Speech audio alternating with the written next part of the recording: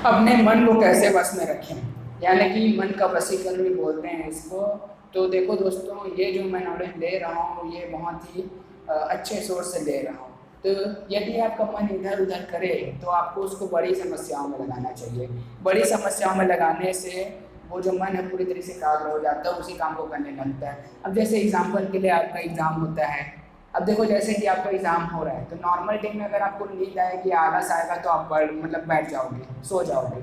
लेकिन अगर आपका एग्ज़ाम चल रहा है तब आपको कैसे भी करके पढ़ना ही पड़ेगा। और एक और एग्जांपल दूँ तो आपको मान लो बहुत ज़्यादा भूख लग रही है, 2 दिन से आप खाए नहीं हो, है ना। तो उसके सामने अगर क्या कहते हैं वो लोग खाना रख दोगे और मान लो कि उसको बहुत ज़्यादा नींद आ रहा है या आलस आ रहा है या उसका मन भी नहीं कर रहा है, तब भी उसको करना ही पड़ेगा। तो ये होता है बड़ी समस्याओं का फ़ायदा है। अब बड़ी समस्याओं को लगाने से जो है उसका मन उधर ही करने लगता है। इसीलिए अपने मन को बड़ी समस्याओं में लगाना चाहिए। अब समस्या में लगाने का मतलब ये नहीं है कि आप किसी से भी लड़ाई झगड़ा में कर जाओ और मुसीबत में फंस लो, ऐसा नहीं। अब भाई आपका मन नहीं लग रहा है, तब आपको अगर आपका मन अस्थिर है, पूरी तरीके से इधर उधर भाग रहा है, तब आपको पढ़ाई से रिलेटेड कोई बड़ी समस्या में लगाना है। जैसे कि आपको कई टाइम में पढ़ना बहुत ज़रूरी हो जाता है, तो उसको बोल दो, अपने मन को बोल दो कि समझाओ थोड़ा कि अगर मैं पढ़ूंगा नहीं तो ऐसा हो जाएगा वैसा हो जाएगा, तो थोड़ा अगर ऐसा करोगे तो थोड़ा समस्या पैदा होगी और फिर वो पढ़ने लग जाएगा। तो इस तरीके से समस्या लाना है, ठीक है। तो इस तरीके से आप इसको गलत मीनिंग मत देना, ये तो नॉर्मल सी बात है। ये तो मैं आपको एक चीज़ बता रहा हूँ कि यदि आपका मन इधर उधर भागे तो आपको किस तरीके से उसको लाना है। अब देखो शुरू शुरू में मन को अगर कंट्रोल करोगे तो एकदम से शुरू में नहीं होगा। धीरे अगर आप ज़्यादा ही मन को कंट्रोल करने लग जाओगे, बस में करने लग जाओगे, तो एकदम ये बच्चे के समान, घोड़े के बछड़े के समान होता है। यदि आप इसको जितना ज़्यादा लगाम लगाओगे उतना ही ज़्यादा उछलेगा और भागने की कोशिश करेगा। तो इसके लिए क्या करना चाहिए, तो इसके लिए क्या करना चाहिए, धैर्य लाना चाहिए। अब सब लोग क्या बोलते हैं, धैर्य को लाओ, धैर्य रखो, ये रखो। ये कोई नहीं बताता कि इसको कहाँ से लाएं, कैसे लें।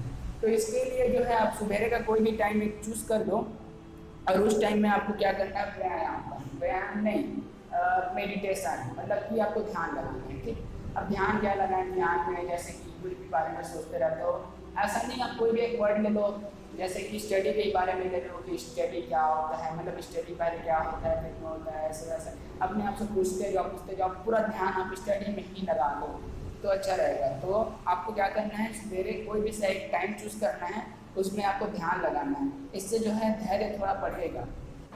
अब देखो शुरू शुरू में आप चाहो तो 10 मिनट करो, फिर धीरे धीरे आप चाहो तो इसको बढ़ा सकते हो, उसके बाद 20 मिनट भी कर सकते हो, वो आपके हिसाब से है।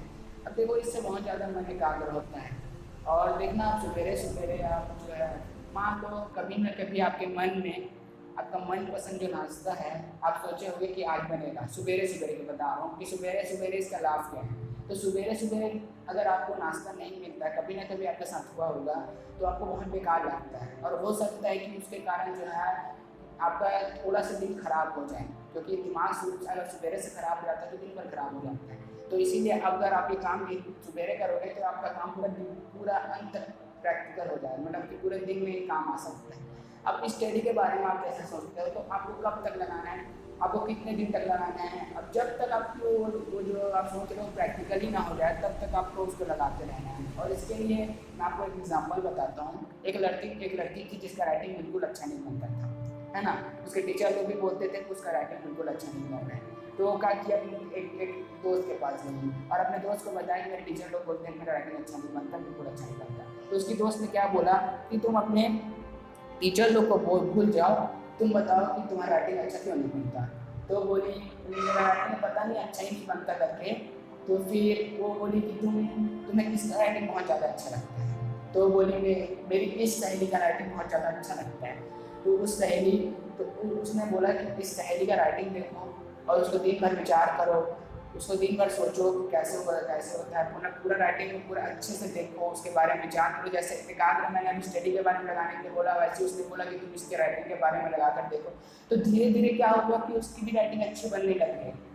अंत में उसकी भी राइटिंग अच्छी बनने लग गई और उसके 3-4 महीने बाद उसके सर लोगों ने भी बोला कि उसकी राइटिंग में सुधार आया है। तो देखो ये जो है इससे भी फर्क, मतलब कि ऐसा भी कर सकते हैं एकाग्रता की, ठीक। अब देखो एक चीज़ और, अब कई बार क्या होता है कि सामने वाला आपको बेकार कह देता है, आप उसको बेकार कह देते हो। तो ऐसे टाइप के क्वेश्चन को ना अपने दिमाग में पूछा करो कि ऐसा क्यों हुआ और कहाँ हुआ, ऐसा मैंने क्यों किया, और अपने आप से पूछो कि मैं इसके लिए रेडी हूँ कि नहीं। तो फिर जब आपको मिल जाए तो अपने आप से ऐसा एक आध घंटा या कितना भी टाइम हो, किसी भी टाइम हो, आप इसको करो।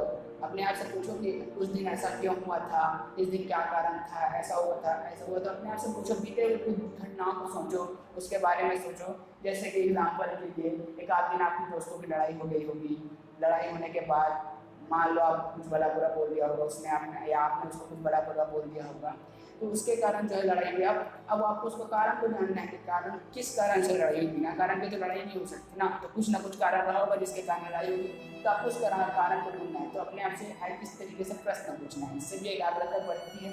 धैर्य के लिए मैंने बता दिया। तो दोस्तों इतना सब काम करने के बाद बीच में जो है आपका मन भी आपको बोलेगा कभी ना कभी, तो मतलब कि आपका मन बोलेगा कि ये बस हो गया, इतना हो गया। तो आपको उसकी बातें नहीं माननी है, आपको तुरंत भूल जाना है, मतलब कि तुरंत की तुरंत उसको बात को हटा देना है और फिर से एकाग्र लगाना है। तो कभी ना कभी ऐसा होगा तो आप वापस मन में वापस लगाएंगे। ओके दोस्तों, बस इतना ही बोलना था। Okay, thanks for watching, bye bye.